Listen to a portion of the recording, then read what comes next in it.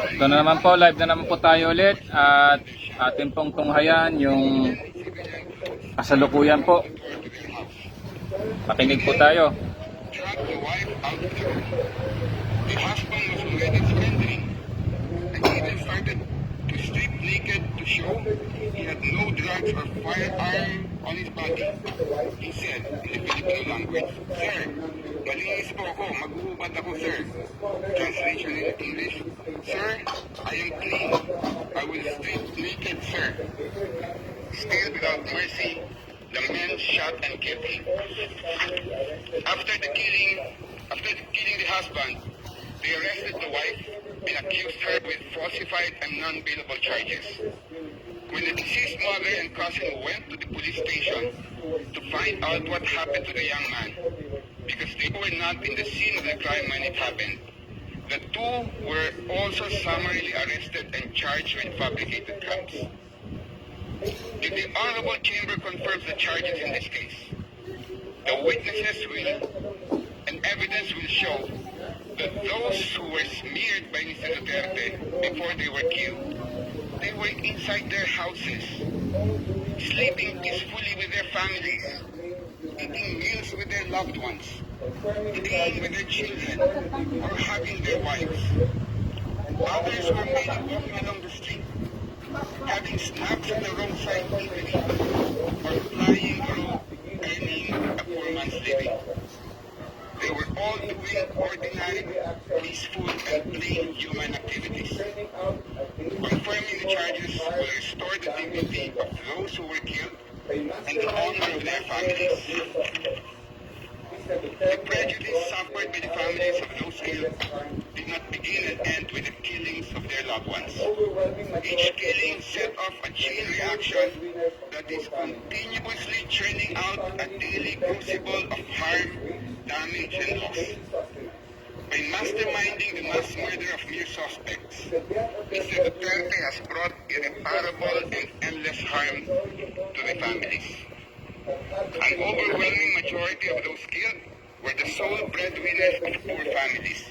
These families were dependent on each day's wage for their daily sustenance. They were hand-to-mouth families.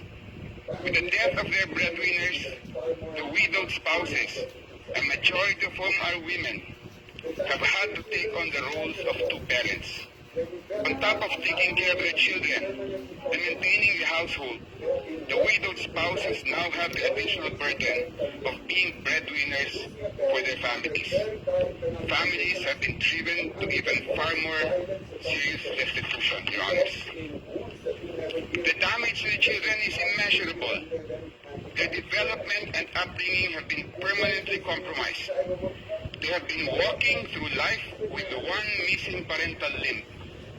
Losing a parent under very dire economic conditions and under the most violent circumstances results in wounds that will never heal and that will absolutely render them handicapped for life. And then there's the indescribable anguish of parents who lost a child.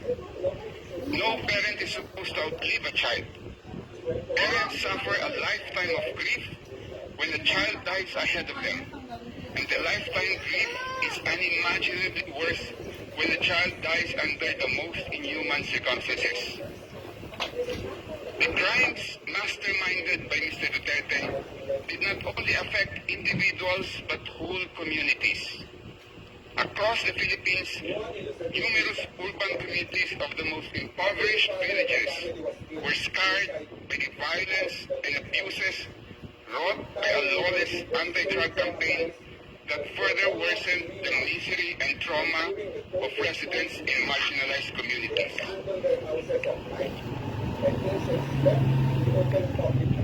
In one illustrative instance, Your Honor, after the father of a family was killed inside his house by police officers, the entire neighborhood was so traumatized that for almost 3 months, and during the coldest months in the Philippines, they abandoned their houses at night and instead slept in the open public market. They did not feel secure inside their houses because there would be no witnesses if the police would just barge in and shoot at them. In the public market, the presence of many witnesses, they thought, will deter the police from shooting and killing them.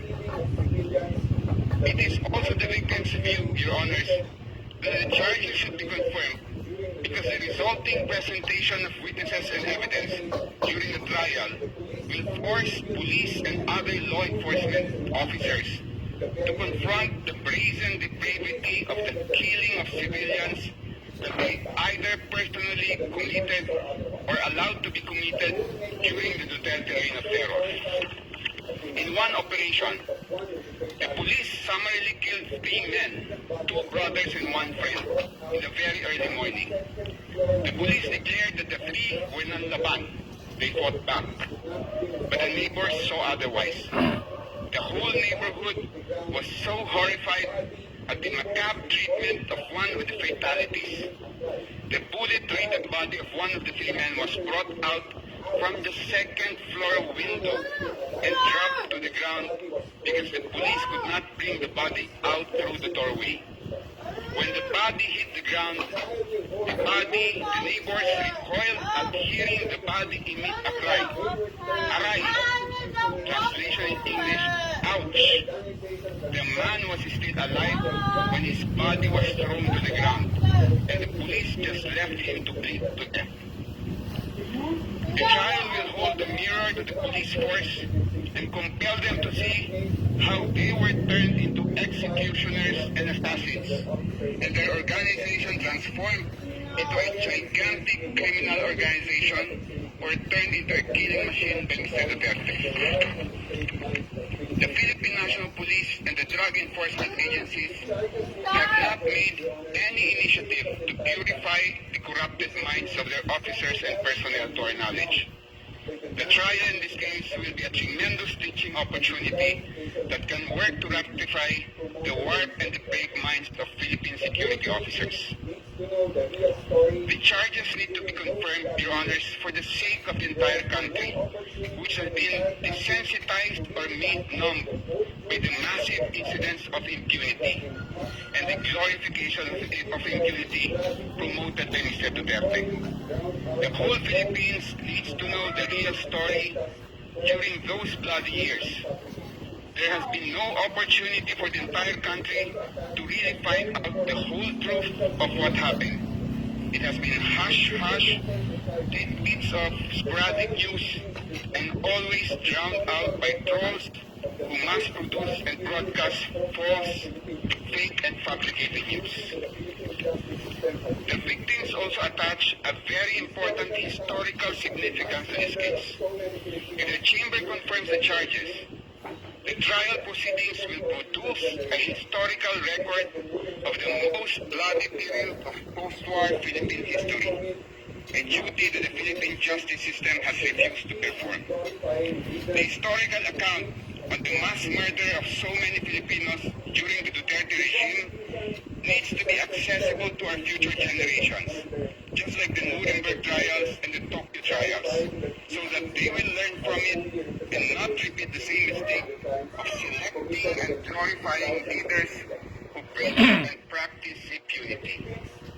The prosecution has presented 78 instances of murder and attempted murder, clarifying that these incidents are only representatives of the extent of the crimes committed against thousands of civilians, Your Honors.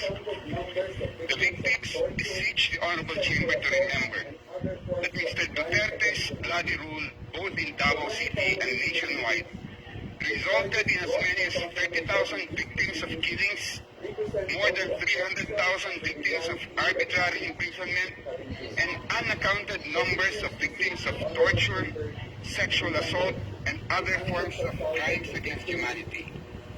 For many families in the Philippines, the charges brought for confirmation in these proceedings represent only a fraction of the reality the victims have endured.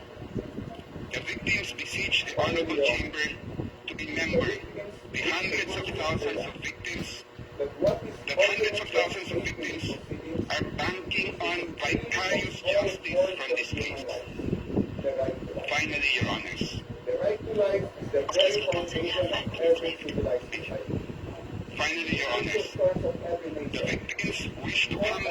underline that what is ultimately at stake in these proceedings is the supreme of all forms of human rights, the right to life. The right to life is the very foundation of every civilized society. The ancestors of every nation fought against invaders, colonizers, despotic monarchs, and fascist leaders in order to secure the right to life of their families, their communities, and the future generations. The heroes of every country sacrifice their lives to defend the right to life of their people. We as citizens of modern societies are inheritors and beneficiaries of the sacrifices of our ancestors who bequeathed to us the right to life. We owe it to them to defend the supreme legacy for our generation and for the generations to come. For the past few years, Your Honors, we have seen an increasing number of nation leaders who time traveled from the Dark Ages and now swagger in modern times as if they own people's lives. These brutal and cruel leaders must be held to account for their brazen disregard of humankind's right to life. Our ancestors fought in the battlefield to secure a right to life. In these modern times, the battleground for the fight to protect our right to life is within the four walls of this honorable court. May the God of life, the God of humanity, guide the honorable members of this chamber. Thank you, Your Honor.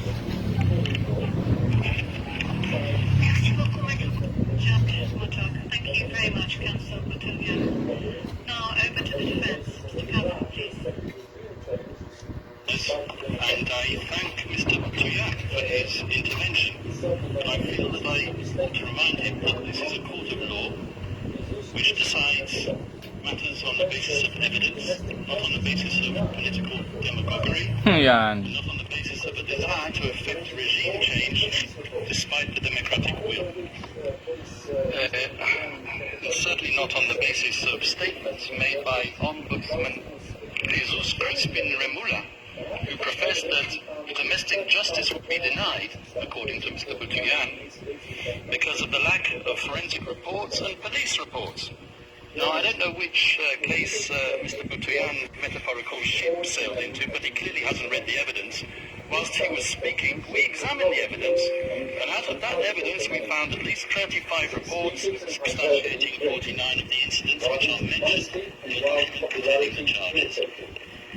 Your Honour, Rodrigo Duterte was and will always remain a unique phenomenon. His style of statesmanship was novel and unpalatable to many. His expletives and hyperbole grated, while his honesty and wild popularity irritated. He spoke openly, from the heart, sincerely, patriotically. And what a contrast between him and his successor in the Malacanang. For President Moody, his word was his word, and the people knew it. For President Bong Bong, his word is for the wind, and the people will not forget it. Let me remind everyone of the letter which President Ferdinand Marcos Jr. signed, it's on the screen, and in which he gave a cast-iron undertaking that his government, and I quote, will not assist the ICC in any way, shape or form. Well, as we know, he failed to keep that promise. Rodrigo Duterte was unconstitutional and unceremoniously hauled off to The Hague. And when called upon to defend his master's actions and the said letter at a Senate committee hearing, the then Secretary for Justice, once again Mr. Jesus Crispin Remula, persisted with the same dishonest theme, and I quote his words. We did not assist the ICC. We continue with the very tone of the letter. We did not assist the ICC, and we did not have any contact with them. So he said, with a document emanating from the prosecution team opposite and disclosed to us a mere week ago, not as information material to the preparation of our defence, but as exonerating evidence, we can now substantiate what we have suspected for a long time. The document comprises a transcript of a telephone call covertly recorded between four parties who cannot be mentioned in public, and one of these parties was boasting about how he was acting as the silent partner of President BBM, managing a scheme to funnel witnesses to this court while all the time ensuring that he could guarantee President BBM's plausible deniability. So it is indeed the defense case. Bulyo mo, Che. President Ferdinand Marcos Jr. set out to neutralize Rodrigo Duterte and his legacy. Yes, Mr. Deputy Prosecutor, I used that legendary word, neutralize, so central and so essential to your case theory, because you know just as well as me that I'm using the term metaphorically. And now I turn to the substance of the charges, but before I do, a word or two about the geopolitical context. The scourge of illegal narcotics is not unique to the Philippines. As we all know, it afflicts Latin America, where I can name 3 countries where the death rate at the hands of vigilantes and law enforcement agents per capita population is higher than it ever was under Duterte. And as you should know, and you will hear from the prosecution, at any rate, the Philippines as a country is uniquely positioned to act as a transit hub for the trafficking of narcotics emanating from the cartels in China. Summer makeup melting away? Dream of all-day MAC perfection? Would have kept on rising. Indeed, as we will prove with statistics and reports, the death rate flowing from narcotics-related crime actually increased after Rodrigo Duterte left. I ask you, does the International Criminal Court thinks about the Rodrigo anything the totally lawful Duterte campaign against illegal drugs and their suppliers took place when his administration took place and took the legacy of my client Would add that in the and his daughter on the other hand.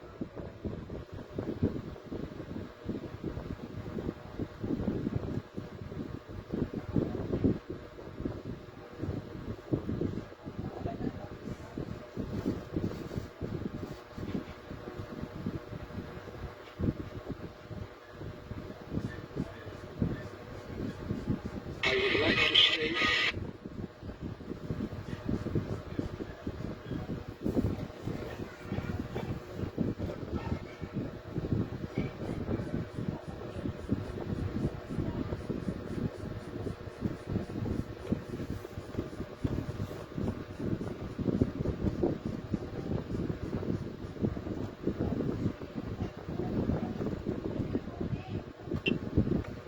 The lawful Duterte campaign against illegal drugs and their suppliers took place when his administration was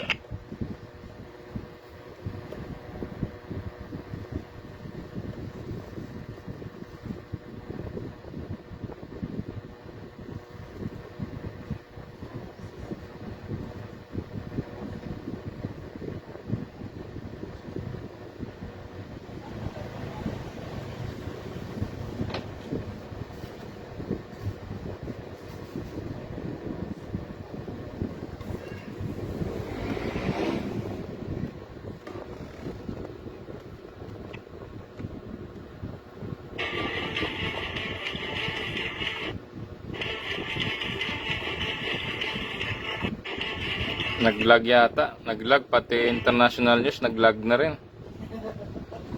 Grabe. Buong mundo yata. Grabe ho. Nag-flood ho. Nagkaroon ng traffic ho. values and respect Ayan na. people by being one of the people. This is the man who, as president himself, shunned the luxuries and the privileges of high office, and like others before him, and even those after him, he slept not in the palatial grandeur of the Malacanang, but in Spartan quarters of his bodyguard boiled rice. A man of simple indulgences, his pleasures were to be found not on the cocktail party circuit of Forbes Park, but on coastal roads where he roamed and cruised on his motorcycle, not looking for people to kill Mr. Prosecutor, but almost killing himself because of his love for speed. This is the man who paid and paved his way through law school bar exam in 1972, more or less on the same day as Marcos Sr.'s tanks were grinding and rolling their way through the streets after the declaration of martial law. And it was on that significant day that Rodrigo Duterte was exposed to the tyranny of oppression and the abuse of power by the elite. And he took a decision. On that day, he chose to devote himself to a life of public service. As a professor at the local police academy and as a public prosecutor in Davao, Rodrigo Duterte developed a lifelong passion, some would say. The very same citizens who continued to re-elect him, time after time, time after time, term after term, on no less than 7 occasions over more than 2 decades.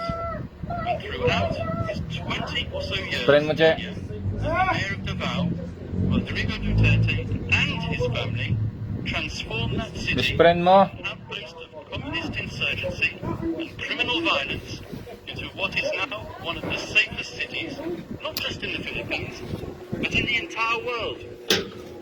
This was indeed the so-called Davao model, which the prosecution wants to persuade you was code for unbridled criminal violence. And this was the type of leader the Filipino nation wanted in 2016. Kuya, thank you very much, ha. Rodrigo Ayos ka talaga. Duterte was Thank you, elected kuya. into power, not in spite of, but specifically because of his firm and uncompromising commitment to upholding law and order. And after his election as president, Rodrigo Duterte remained a man of the people, without seeking to patronize the people. Gung-ho in his ways, and with a belligerent tone, he spoke the tough tongue of the street, not the dissembling discourse of international diplomacy. He said what the people wanted to hear, but he said it in a way that offended sensibilities of world leaders unaccustomed to hearing it, one in particular, and that is what set him on the slippery slope to a prison cell in The Hague. And let me tell you how it works. It starts with the media, controlled by the powerful and the politically influential. With a sensational headline and a twisted editorial slant, the moguls sell their papers while promoting the partisan agenda of their backers in power. They highlight the salacious content while ignoring the true context, because that is what captivates the reader. And so it was with Rodrigo Duterte, whose speeches were fertile fodder for his enemies and detractors. A man whose hyperbole, bluster and rhetoric, once published, became a natural target for privately funded NGOs and human rights activists, and whose collective more commonly known as civil society. These people descended upon the Philippines to advance an agenda even more lacking in objectivity than that of the media. Heavily funded by tycoons with even grander designs, they print their glossy reports, replete with iconic photographic images of grieving families and dead bodies in rain-swept, nighttime crime scenes, all dramatically illuminated with the fluorescent glow of neon. Images carefully crafted to shock the conscience and to sway the emotions, and, I may say, to be used by the prosecutor when they don't even relate to the charges. And they gave their slick reports bold titles lifted straight out of a James Bond movie, such as License to Kill, One Shot to the Head, You Can Die Anytime, or simply, They Just Kill. The photographers are feted and their shots exhibited as art all over the world, and the brave journalists who act as their sources win awards and Nobel Prizes. And slowly but surely, their narrative becomes the sacred, unchallengeable and unshakable truth. And so the pressure builds up, and the academics who haunt the corridors of the progressive left law faculties far away in the United States tweet their research and publish their articles pontificating about crimes against humanity, systematic attacks against the civilian population, and they point their finger at one man alone, and bandy about slogans such as accountability and the prevention of impunity. They give their gratuitous advice on what should be done, sometimes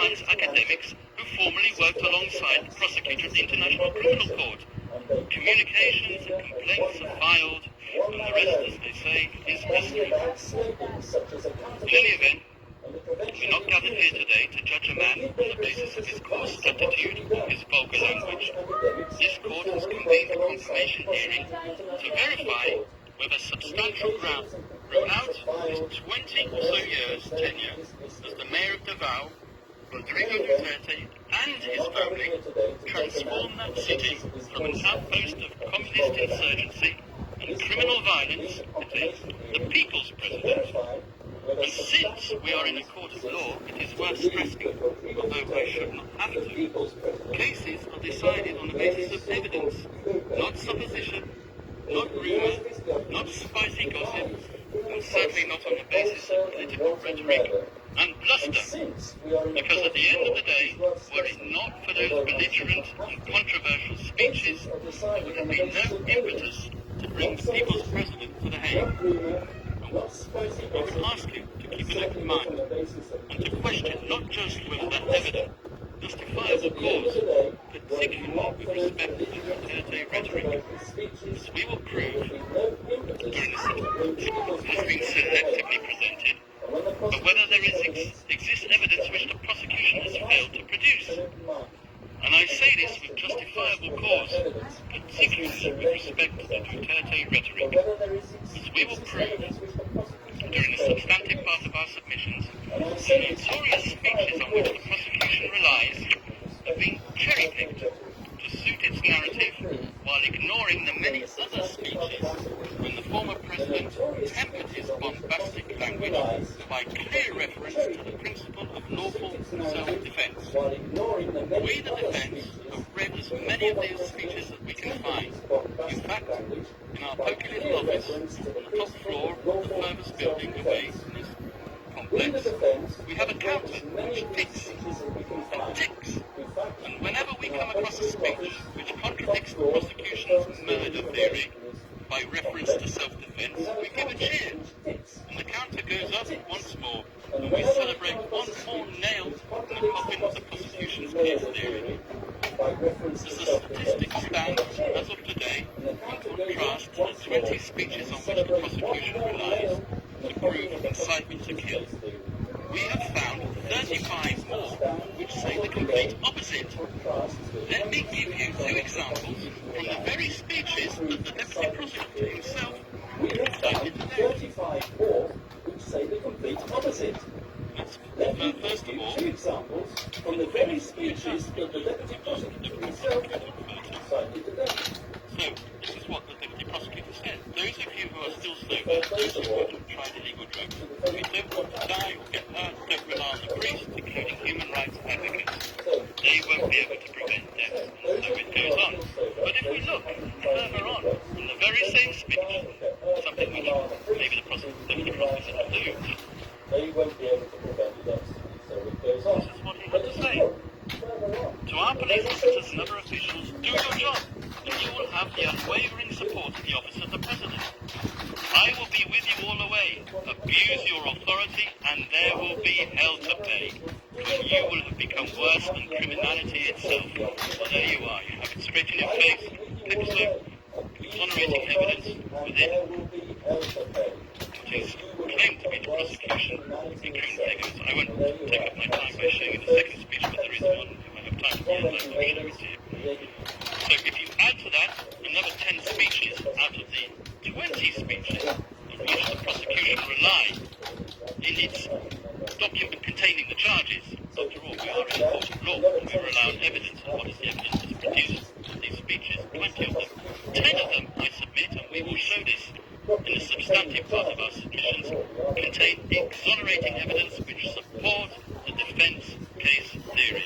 In other words, if you add the 10 which we've identified in the prosecution's 20, so our total of 35, we come to 45 speeches versus 10, which we say support the use of force only in self-defence.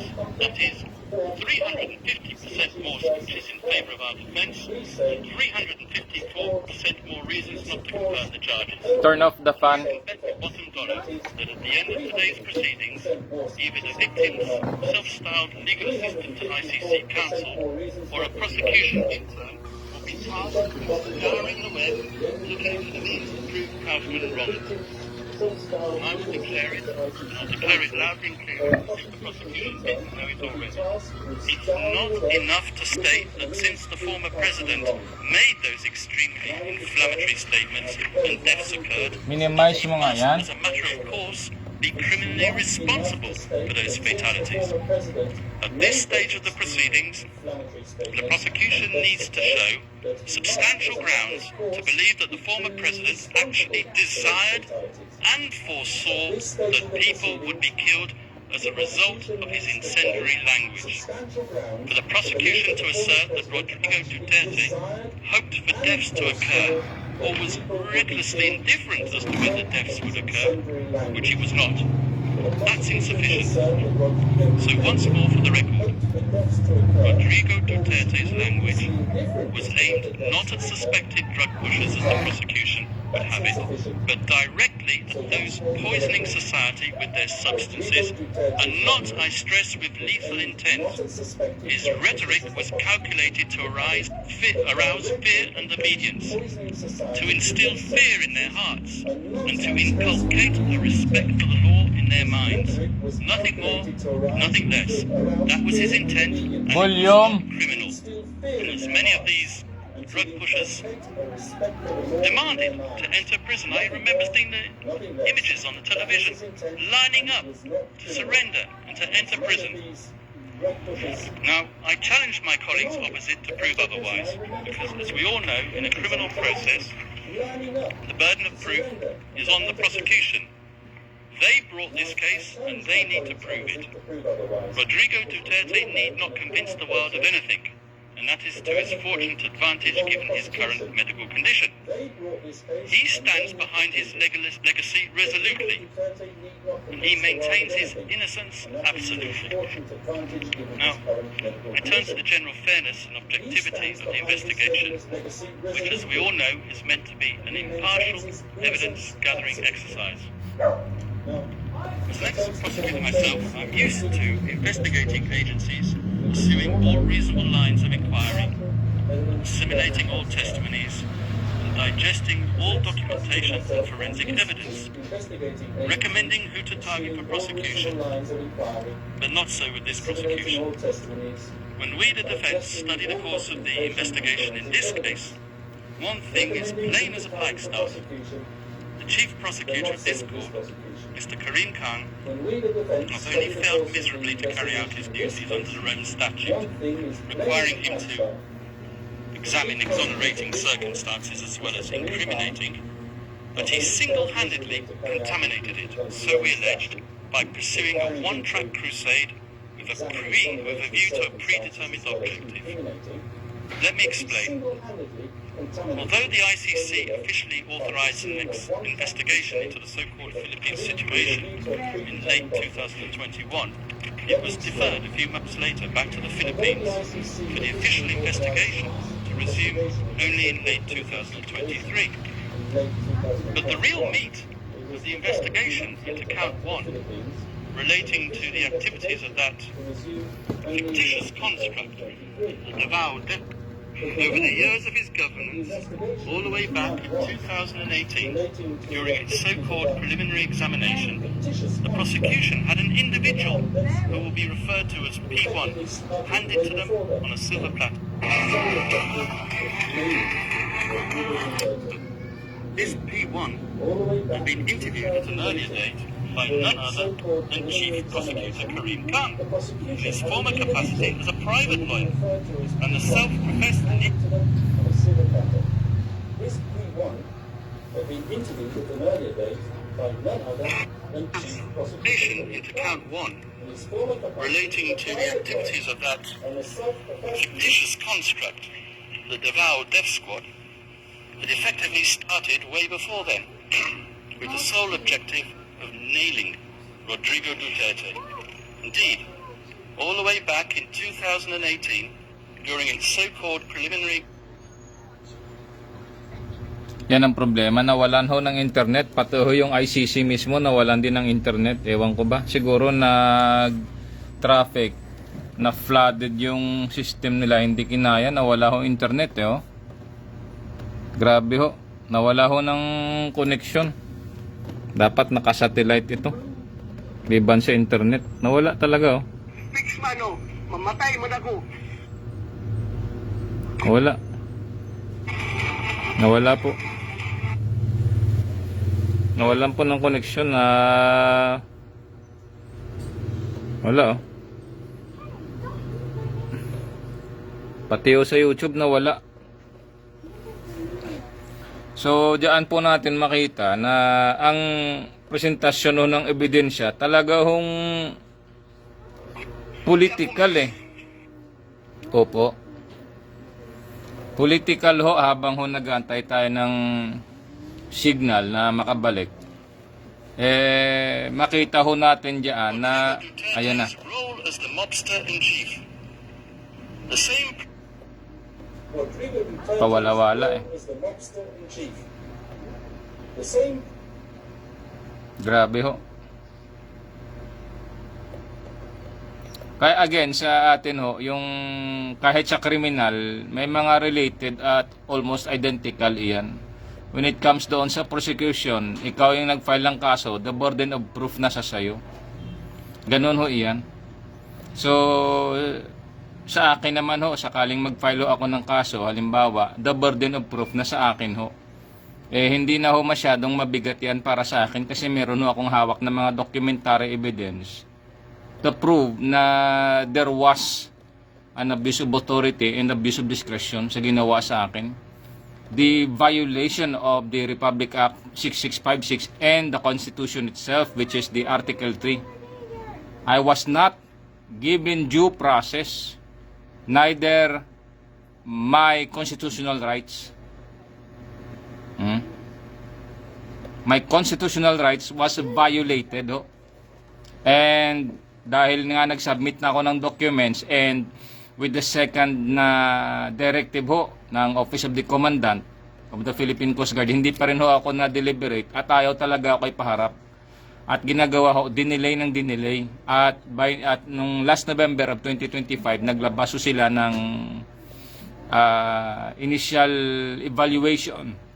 Opo, initial evaluation without me present during that initial evaluation and having a resolution to be signed by the chairman of the board and forwarded to the Commandant Philippine Coast Guard for signature for finality. So ito na po, nagbalik na. Information with which Karim Khan had helpfully provided her a book on which the prosecution relies as evidence. A trashy, scurrilous matter of pulp fiction entitled Duterte Harry. Your Honours, the picture on the front cover of that book says it all. It really does scream objectivity, doesn't it? I say that sarcastically, of course. Fortunately for us, the defence, the appeals chamber, has now disqualified Chief Prosecutor Karim Khan from this case, a welcome development as a matter of ethical propriety, but in our opinion, too late in the day to salvage the integrity of the investigation that he had supervised. An investigation in the course of which he concealed his former role as a victim's counsel, who had deemed our client a suspected murderer as far back as 2018 and right up to the very day before this pre-trial chamber issued its arrest warrant. Your Honours, over the next few days, we hope to convince you of the wholly insufficient nature of the evidence against Rodrigo Duterte. We will show you that the paltry number of speeches on which the prosecution relied do not manifest criminal intent. We will also convince you that as hard as they tried, the prosecution's investigators couldn't get even one of its criminal cooperating witnesses, whose reliability is next to zero, to admit that they heard the former president, Rodrigo Duterte, give an order to kill at any time relevant to the charges, or with respect to any of the incidents. And we hope that when you conclude your deliberations, Your Honours, that you will dismiss these grievously misplaced and politically motivated charges. We will ask you to send Rodrigo Duterte back to his family, and we will ask you to give back to the Filipino people their tatay digong. Thank you, Your Honours. Sitting Judge. Thank you very much, Mr. Kaufman. We shall now suspend. This is the end of initial statements, and this is the end of this morning's hearings. We will take a 90-minute break and resume at 2 in the afternoon. Thank you very much. So, nandyan ho, meron ho tayong 90-minute break. Yung ICC magkakaroon ho ng 90-minute break. Meron 1 hour and 30 minutes approximately counting na ngayon. At babalik ko sila mamaya. So, tuloy ko lang pala. So, ang regarding doon, meron hong, sa case ko, meron hong directive, yung second directive from the Office of the Commandant directing me to submit documents necessary para doon sa deliberation. And, which I did.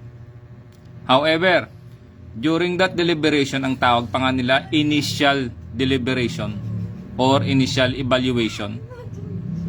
Wala hong policy ang Coast Guard na magkaroon ka ng initial evaluation. Ano yan? Ano yun? By the whims of the chairman of the board? Anong policy niyan? Ha? Maglalabas kayo ngayon ng policy, ma'am, tuturuan kita, ma'am. Maglalabas ka ngayon ng policy, i-debate mo ngayong taon yan. Saan? Sa policy ng Coast Guard na merong initial evaluation na pag nag-evaluate kayo, wala yung tao. At doon sa documents ko, tinag nyo pa na case status. Ano? Yung case evaluation.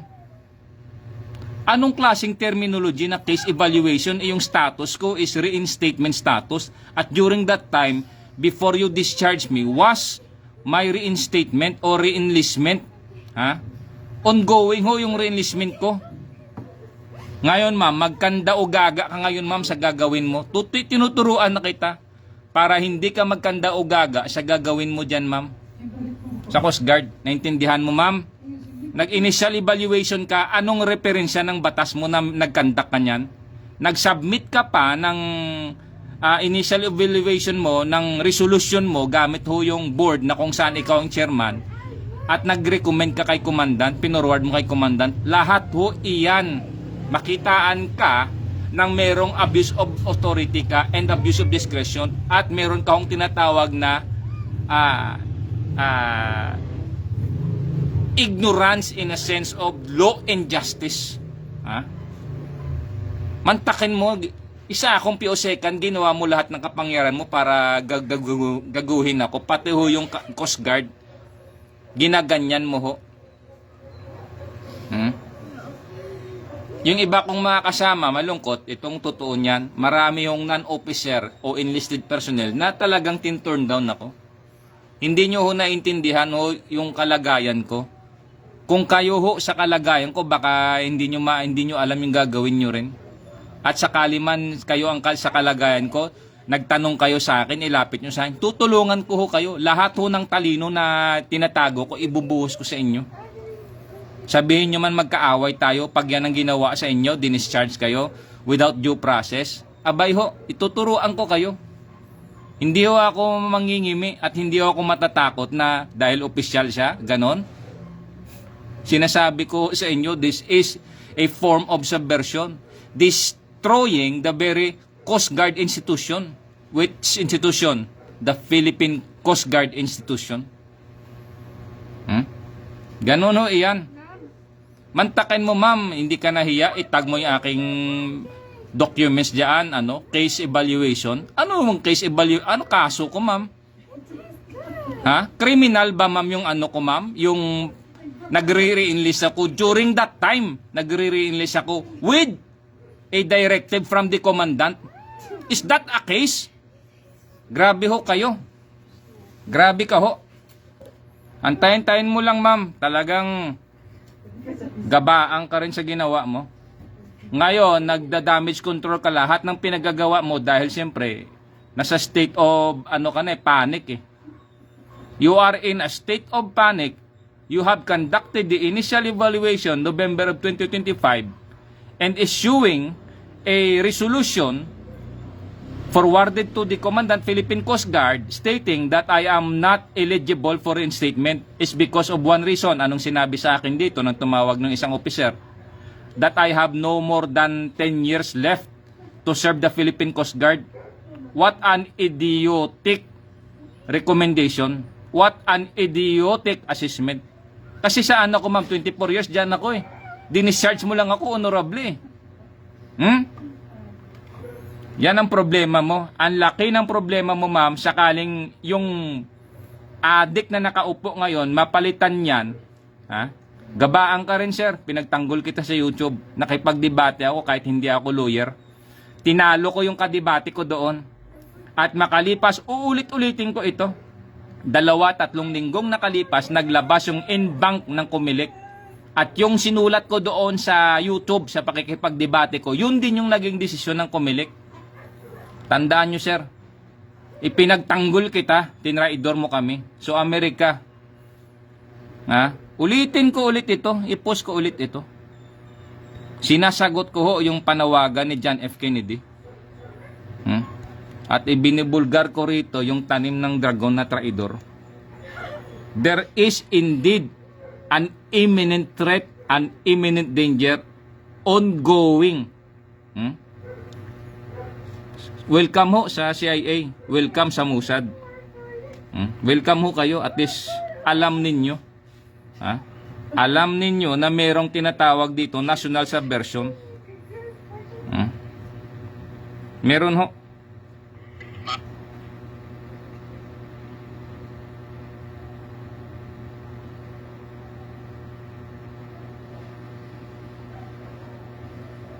Na merong tinatawag. To, ano yan? National subversion. Sulat ko.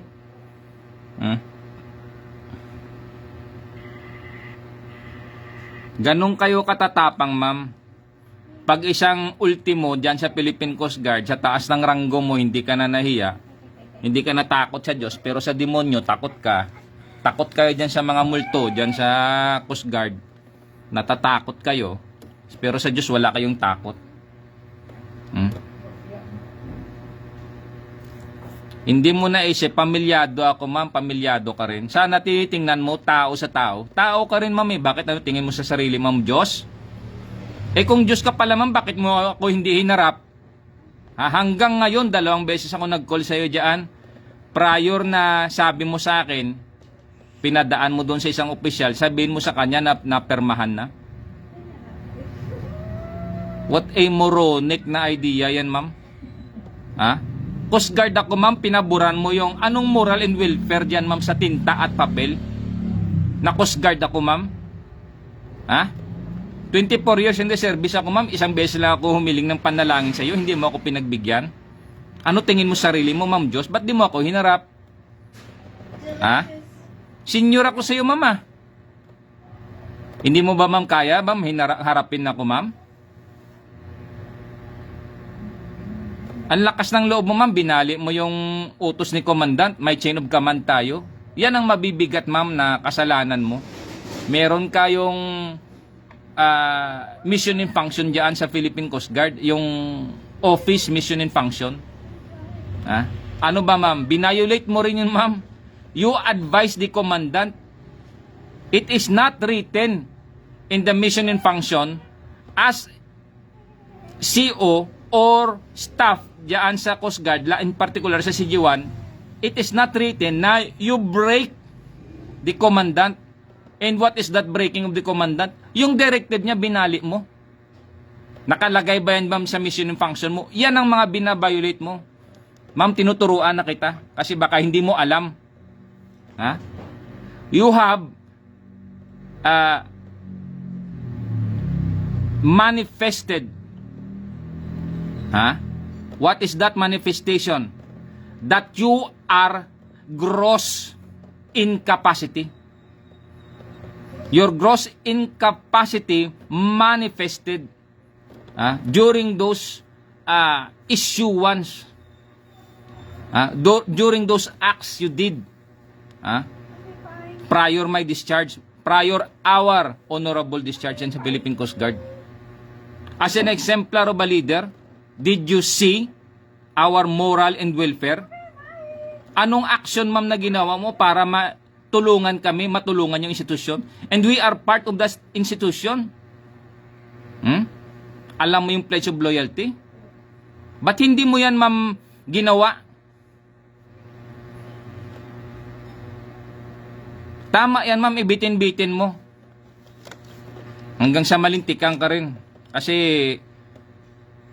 antayin mo lang, ma'am. So, ganun yan. So, ito ngayon sa ICC, taay itong ICC. Taay ho. Sovereignty and jurisdiction.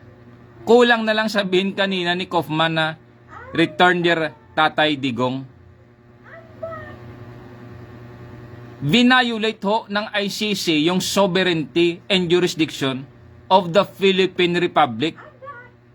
Article 2, Section 7 states that independent foreign policy. And what is that independent foreign policy where ICC violated? It's because of the Interpol. Isang napaka-ugok. Isang napaka-ugok yan na kaparaanan. Pasalamat kayo na hindi ako presidente ng Amerika. Babaliin kita kung ako presidente ng Amerika rito. Kukunin kita. Traidor ka, salot ka, tanim ka ng dragon. Ganon ho kayo kagago rito. Tinutulungan nyo yung Amerika para kung ano man yung gawin ninyong kabulastugan dito. We know for a fact na ang Pilipinas sinisira ninyo. You destroy the Filipino spirit. The very icon ho ng mamamayang Pilipino is President Rodrigo Roa Duterte. Our beloved President.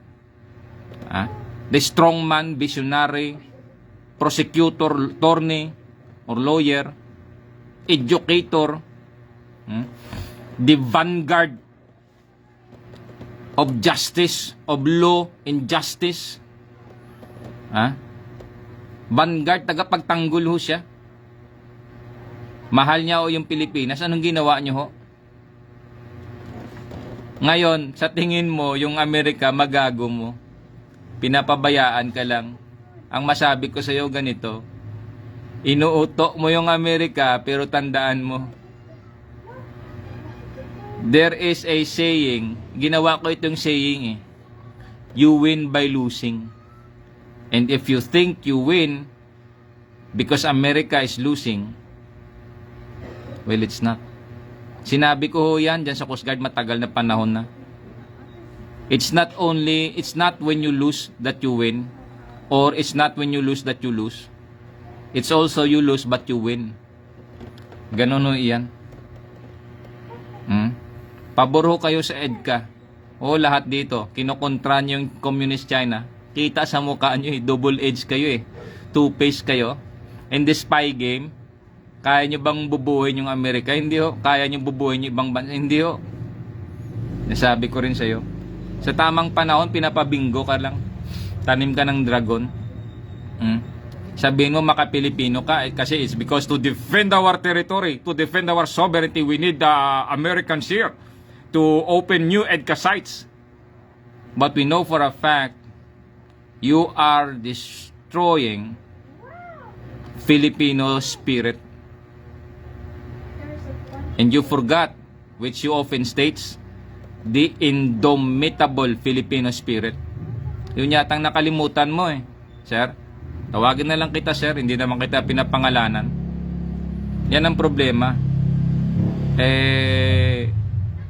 Ang droga, nakakasira yan nakakashrink ng brain. It shrinks the brain. Kasi yung cocaine, pinanood ko yan, ni-research ko nakita ko. Grabe palang paggawa ng cocaine yan. Sa YouTube, makita yan sa YouTube Para pala siyang wax. Yung pinaka-byproduct niya ng cocaine, para palang wax yan. Kaso yung mga maker ng cocaine mismo sa mga jungles doon sa ibang bansa, dinadala nila yan sa isang laboratory. Tapos doon sa laboratory, hindi nila alam kung paano naging powdery white iyan. Hindi nila alam kung paano i-process yan. Ganun ho. Kumbaga doon sa manufacturing ng drugs sa ibang bansa, meron ho palang hierarchy pa rin diyan.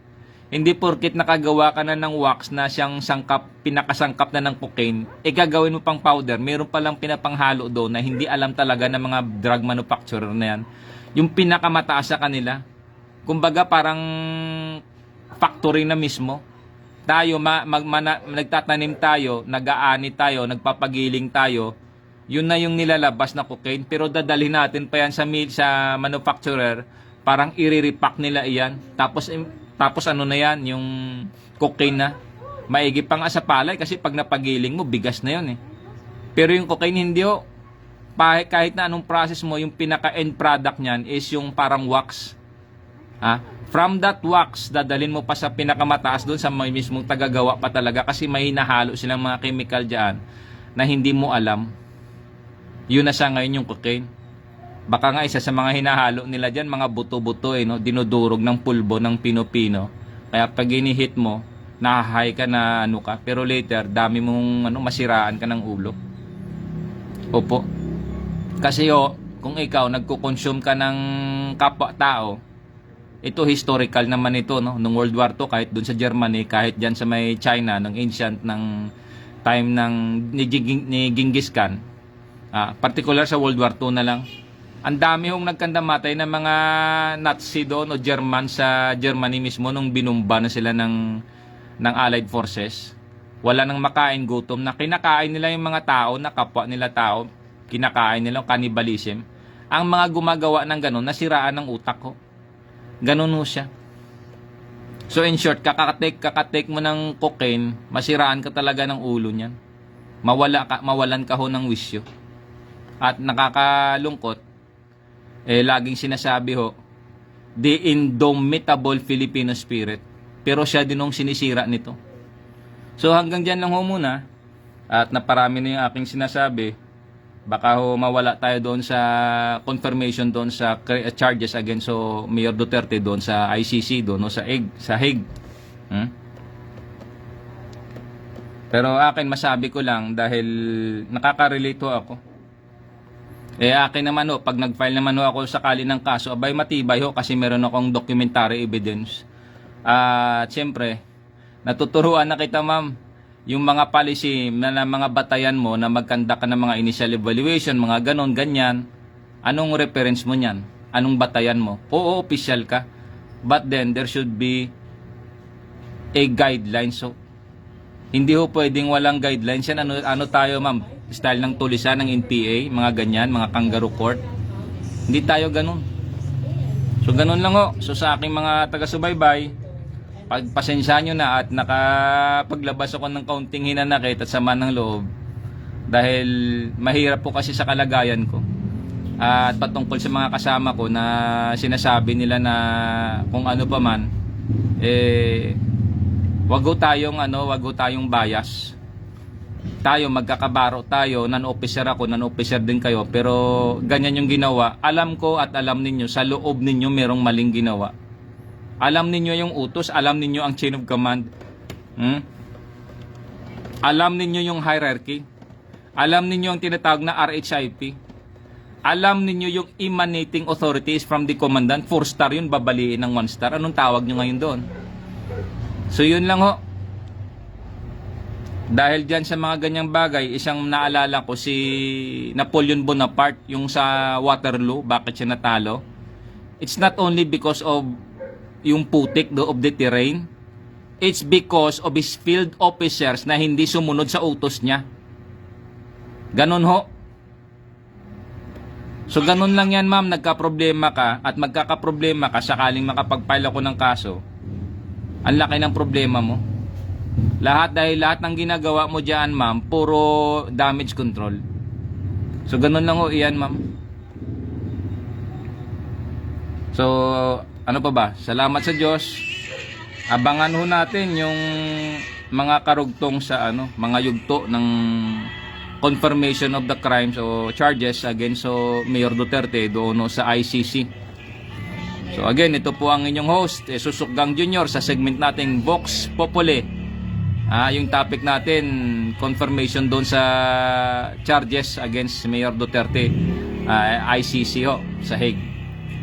Ito ang inyong host, Jesus Sukgang Jr. o The Alteram Partem. Let us hear the other side. Amen.